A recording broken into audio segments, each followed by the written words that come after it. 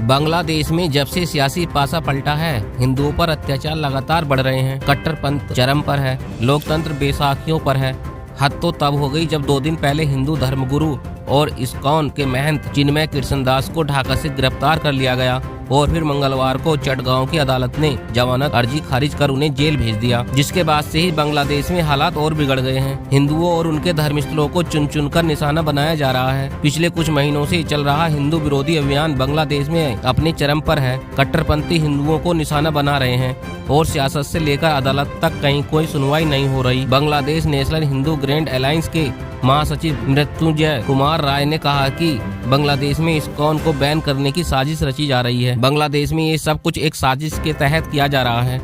अभी ज्यादा दिन नहीं हुए जब अटॉर्नी जनरल ने संविधान से धर्मनिरपेक्षता शब्द हटाने का सुझाव दिया था। इसी से अंदाजा लगाया जा सकता है कि बांग्लादेश में हिंदुओं, उनके संगठनों और उनके धार्मिक स्थलों को लेकर किस तरह के हालात पैदा किए जा रहे हैं। फिलहाल हाईकोर्ट ने अटॉर्नी जनरल से इस्कॉन को लेकर सरकार का रुख बताने को कहा है। इसके साथ ही देश के पूरे हालात को लेकर गुरुवार सुबह तक रिपोर्ट देने के लिए कहा है। कहने को तो कोर्ट ने कह दिया है कि देश में कानून व्यवस्था की स्थिति न बिगड़े, लेकिन बांग्लादेश की सड़कों पर जो तस्वीरें दिख रही हैं वो किसी भी लोकतांत्रिक देश के चेहरे पर दाग से कम नहीं है। कट्टरपंथी इस्कॉन को बैन करने और इस्कॉन अनुयायियों की हत्या करने का नारा खुलेआम लगाते आ रहे हैं। उनके खिलाफ कोई कार्रवाई नहीं हुई है। उल्टे जिस शख्स को गिरफ्तार कर जेल भेजा गया है वो शांति का संदेश दे रहा है। इधर भारत सरकार ने इस पूरे मामले की गंभीरता को देखते हुए बांग्लादेश को फौरन सख्त संदेश दिया है। विदेश मंत्रालय ने लिखा है कि जहां हिंदुओं समेत दूसरे अल्पसंख्यकों पर हमला करने वाले खुलेआम घूम रहे हैं, वहीं जायज मांग रखने वाला एक धार्मिक नेता पर आरोप लगाए गए हैं जो चिन्मय कृष्णदास की गिरफ्तारी और फिर उन्हें जमानत न दिए जाने से चिंतित है।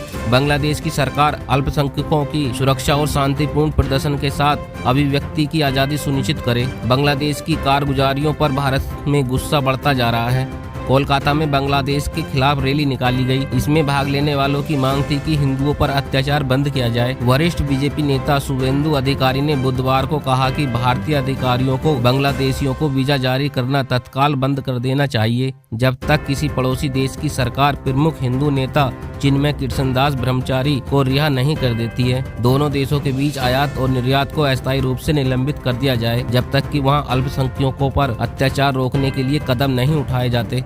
उन्होंने कहा, आप जानते हैं कि बांग्लादेश पर हिंदुओं पर किस तरह अत्याचार किया जाता है। इस तरह का अत्याचार नहीं चल सकता।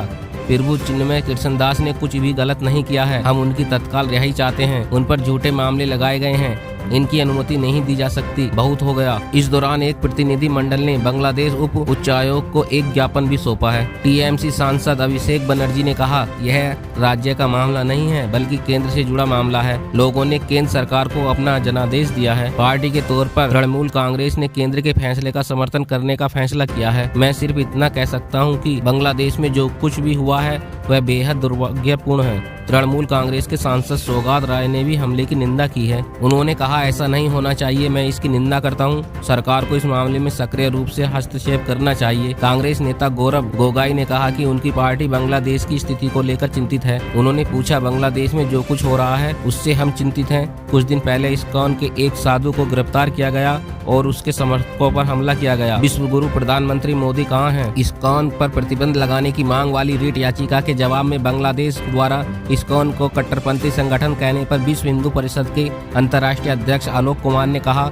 यह दुखद है कि बांग्लादेश जिहादी इस्लामी कट्टरपंथियों से घिरा हुआ है। वहां नागरिकों के अधिकारों और धार्मिक स्वतंत्रता को कुचला जा रहा है। इस्कॉन एक ऐसा संगठन है जो प्रेम फैलाता है। इस पर कट्टरपंथी होने का आरोप लगाना झूठ है। केंद्रीय मंत्री गिरिराज सिंह ने कहा कि बांग्लादेश में हिंदुओं पर हमला दर्शाता है कि उस देश की अंतरिम सरकार कट्टरपंथियों के चंगुल में है। वहां जिस तरह से हमला किया जा रहा है वो मानवता के खिलाफ है। इस मामले में संयुक्त राष्ट्र को हस्तक्षेप करना चाहिए। उन्होंने कहा, लोग संभल जाने की बात कर रहे हैं लेकिन राहुल गांधी और अखिलेश यादव को बांग्लादेश नहीं दिख रहा है। सभी हिंदुओं को बांग्लादेश में हो रहे अत्याचारों का विरोध करना चाहिए।